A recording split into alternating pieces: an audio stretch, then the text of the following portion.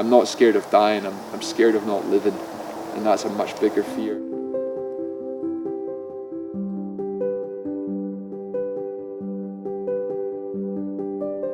I've probably learned more from being close to death than I ever have done in sport, if I ever have done in any classroom.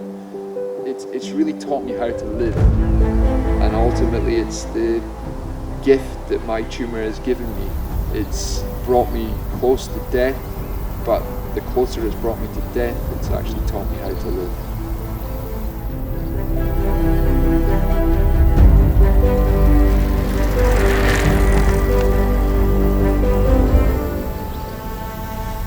Growing up here it's a special place to grow up. You have the outdoors, the mountains, the lochs.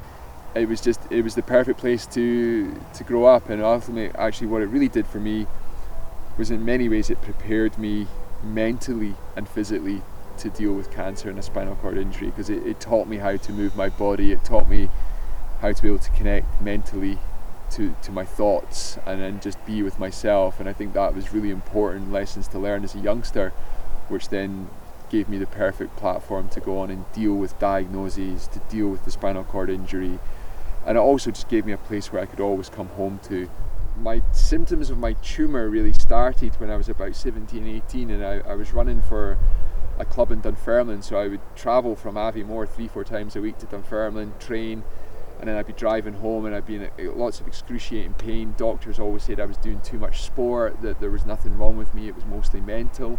And what I didn't actually realise is there was a tumour growing inside my spinal cord in the neck at C3, C4 level, so it was actually crushing the nerve root to the lungs, and it was ultimately crushing all of the nerves from the neck down. So I was losing control of all my body, and the doctors would always just say, look, you're doing too much sport.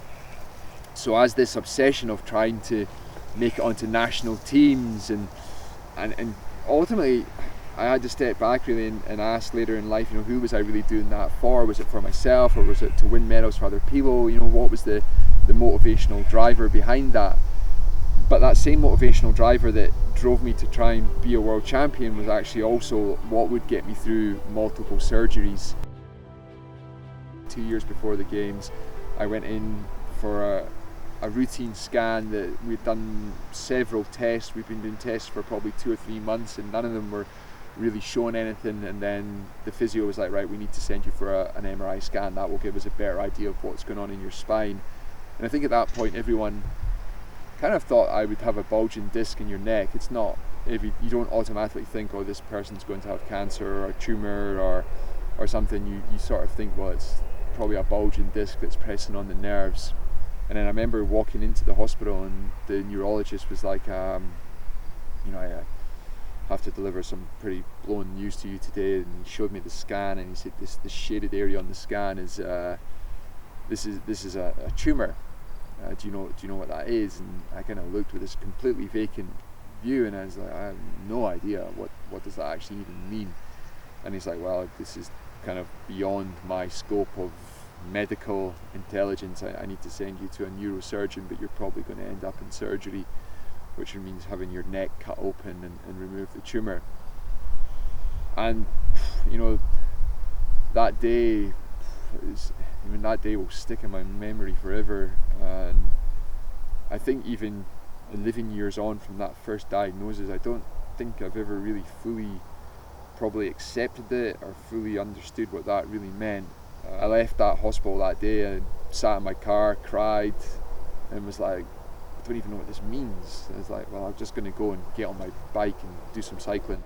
And it's a crazy roller coaster of emotions. And then the day you walk in for your surgery, it's just super interesting, because in many ways it's the death of the ego, and that's the thing. We all have an ego in our life. We're all driven by it, and sometimes it manages us. And I think one of the secrets in life that we almost try to manage it, and if we can manage it, I guess we've cracked living life, because then we do things for ourselves rather than we do it for the love rather than the likes. I'd sat in a neurosurgery office, a tiny little room, and told that there's a chance I might die, or there's a chance I might be paralysed from the neck down and never move again, but there's also a chance that I might make it back to sport.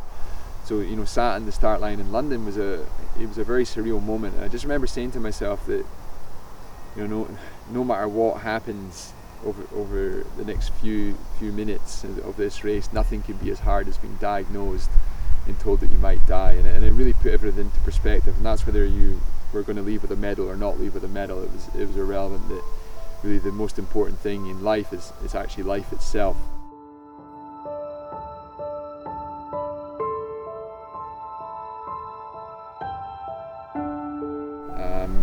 Went into the neurosurgeon's room, sat down, and he said, look, this tumour's come back. And I was like, how can this be? I literally a week ago just raced a time trial. I remember saying that I could never go through this again, and it's amazing. I guess it's the tenacity and resistance and resilience of the body that when you're faced with something, you just have to do it. You have no options. So your either option is give up or not give up, and I was never going to give up. I never will give up. And I went on one last bike ride around Strasbourg, and I remember cycling up the hill and sitting at the top of the hill and just overlooking the valley, and just thinking again, this might be the last time I ever ride my bike. This might be the last time I ever see this view, and I'm going to take it in. And went back, packed my bike up, put it away, and then travelled down to London and then up to Oxford to have the surgery and go through it all again. 6 months to just over 6 months to the day of going in for surgery, I stood at the bottom of Vaughan 2 at 7 o'clock in the morning, and then over what was, I think, an 9-hour day, climbed all 3 sides, finished on the summit, and it was an incredible feeling. And I remember just thinking to myself, okay, that's it, I've had my tumour, twice is enough. I'm never going to go through this again. We went into the 2016 season, and we were it was probably 3-4 weeks away from the World Championships, and I just knew something wasn't right. I could feel it in my gut that something wasn't right, and heard the words, look, your tumour's grown back again. And that's like the 3rd time, and at that point I lost control of my emotions, my mind, everything just went. Just couldn't really process it all. I was like, wow, three times in the space of how many years? How do you deal with it for a 3rd time? Once is hard, twice is hard, 3 times is. By now, it's getting really pretty taxing on my psychology, on my mental health, on my body physically. I went away. I had a couple of more cheeky bike rides before putting the bike away, and that would be the last time I ever moved. It was the last time I would ever ride a bike as an able-bodied person, and that breaks my heart. And I also think now, if I knew then what I know now, I would have made so many different decisions and would have rode more, would have gone out in those rainy days. And I remember looking around the room in ICU and thinking, this is bad, this is not good. What's my goals this time? How am I going to get myself out of here? And I thought, okay, I'm going to ride for Great Britain again, but I'm also going to ride across the Alps. And I'm going to ride from the Grand des Alpes, from Lake Geneva to Monaco.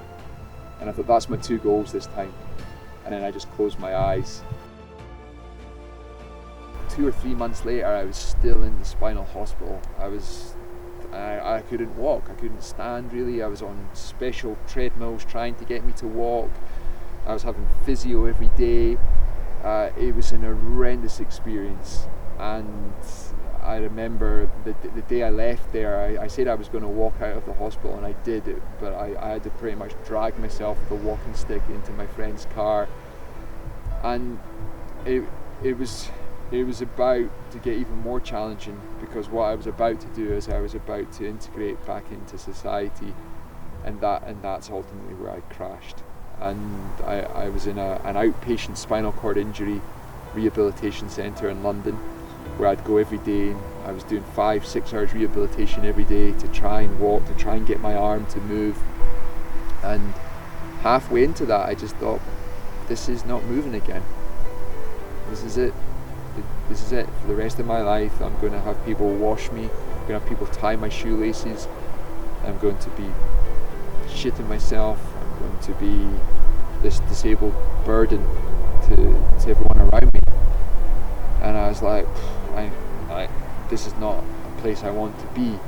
And the more I tried to integrate into life, I realized I'd kind of really lost my purpose. My purpose for so long was to try and walk, to try and get back on a bike, to do all this stuff, and then I just found myself with no purpose, no real goals, no mission, just this existence, and it wasn't a good place. And I think that's probably the first time I thought, I want my life to end. I'm just like, I don't want to live if I don't have sport. And I just was thinking, this is not a good place to be. I don't want to be here. I thought, I can't be in this mindset. This is not. There's a lot of stuff I can be grateful for. There's a lot of stuff I can still do. I need to find purpose in my life. I need to find meaning in my life. I need to hold on to these things. And this is only a problem if I see it as a problem. This is a situation that I can deal with. I can still find meaning from this. And I think that was the beauty of the Paralympics, was that I'd seen the impossible. I'd seen the impossible done. So where all these doctors were telling me, you're never going to do this again, you're never going to do that again, you can't do this. It was all negative. But I'd come from a world that negative didn't really exist. So I needed to connect to this world again and pull strength from this world, pull inspiration from this world, pull hope from this world. And ultimately, that's what I did. I got myself back to British cycling, I got myself back on a bike and started racing again, started getting purpose again, surrounded myself by people who inspired me when I looked at them and thought, wow, if this dude can do that, then this gives me so much hope. Rather than being in patient mode, I went to what I knew, and that was athlete mode. And I pushed, and I know the only thing I do know how to do is push, and I can push my body and mind so hard. I got back onto a bike, I started racing again, and I found myself at the World Championships in 2018. Straight after those World Championships, I had a scan, and the scan was done, and then the phone goes again, and it's like, can you come back? I jumped on a plane, landed in Geneva, got on a bike, and over 7 days cycled 740 kilometers across 17 of the toughest mountain passes that are in the Tour de France, and it was horrendous. I could barely walk, I was in bits, but I remember seeing the sea on the last day and just thinking, okay, if this is the last time that I ever ride a bike, what a way to go out, what a way to finish. And actually, one thing I've become very familiar with is my own mortality through this, and I've always said to myself that I'm not scared of dying, I'm scared of not living, and that's a much bigger fear. And I thought, I've squeezed everything out of life, so if I was to die now, I would have no regrets. I've lived it exactly how I wanted to live it, and that's through sport.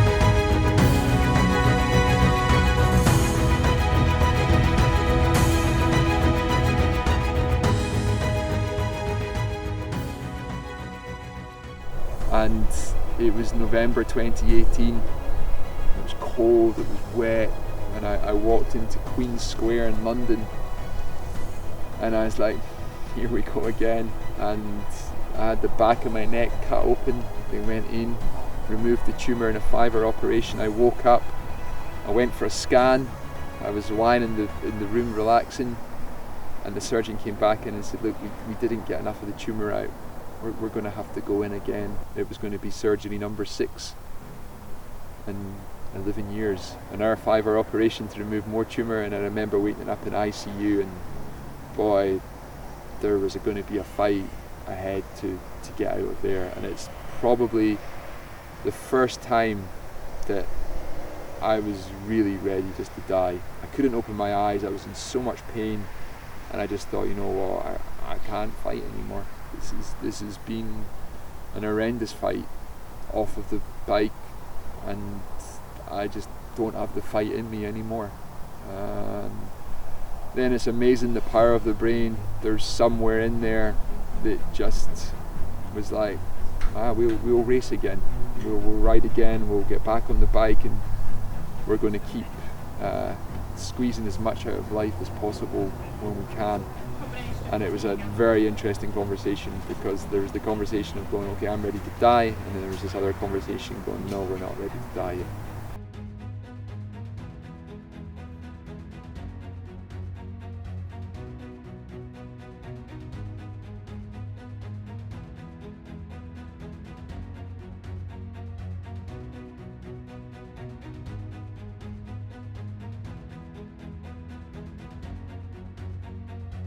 You know, we only live once in life. It's not a dress rehearsal. We have this one chance of life, and like I've said before, I'm not scared of dying. We all die.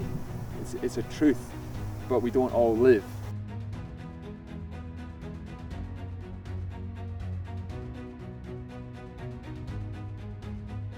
There's a lot of bad times. There's times where I'm on my knees in tears.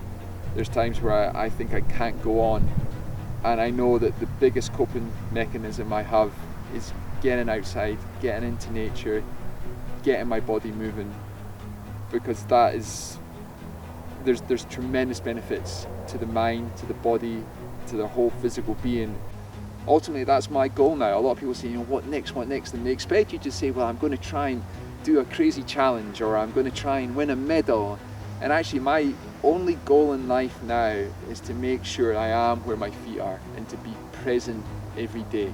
Okay, I have goals of like, yeah, I want to race again, and I want to go and cycle in the Alps, and I have this goal list, but my overriding goal is to make sure I'm actually present at everything I do, and to be living in the moment. Because ultimately that means you can savor the moment, and then you can actually create memories. And I know what it's like to lie in that hospital bed with the gown on, fighting for your life. And it doesn't matter how many medals you have, or what car you have, or anything you've done in your life. You have memories, and you want to make them with your friends and doing stuff you love. And you know, for me, that's been in the mountains. It's been, you know, whether that's in Europe or back in Scotland, it's been out and enjoying the greatest two gifts that we've been given as a mankind is our health, our body, and nature. And we don't need any more. We can live such a simple life and flourish in it